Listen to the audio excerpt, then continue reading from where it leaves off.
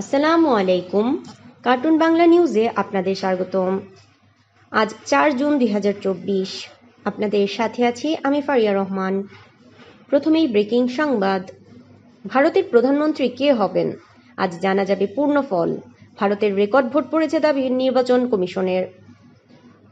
Booth ফেরত জরিপ অনুযায়ী তৃতীয় মেয়াদে সরকার গঠনের পথে মোদি। এখন সংবাদ সারা দেশ। মূল্যস্ফীতির ফের 10% ছুঁই ছুঁই। সরকারি কোনো পদক্ষেপ কাজে আসছে না।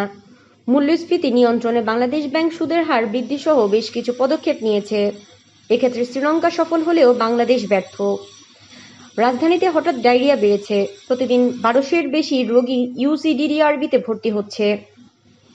সিলেটে টানা বৃষ্টি, নদ নদীর পানি বিপদসীমার উপরে। আফতাবনগরে প্রচুর হাট বসানো যাবে না, রায় আপিল বিভাগের। টি-20 ক্রিকেটে শ্রীলঙ্কাকে 6 উইকেটে হারালো দক্ষিণ আফ্রিকা। দেশে এখনো চালু হয়নি সামিটের ভাসমান এলএনজি টার্মিনাল। ঘূর্ণিঝড় রেমালের প্রভাবে গত 27 মে টার্মিনালটি একটি ভাসমান প্ল্যাটুনের আঘাতে ক্ষতিগ্রস্ত হয়। ঈদের পর আবার 9টা থেকে 5টা ফিরছে সরকারি অফিস। এলপিজি এর দাম 12 কেজিতে কমল 30 টাকা। এবার আন্তর্জাতিক সংবাদ। পঞ্চমবার বিয়ের পিড়িতে অস্ট্রেলিয়া ও American media mogul Murdoch. Israeli আগ্রাসনে গাজায় অর্ধেকের বেশি বাড়িঘর ও স্থাপনা ধ্বংস।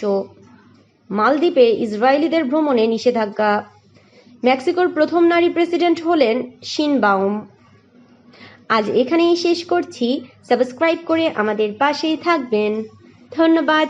বাংলাদেশ।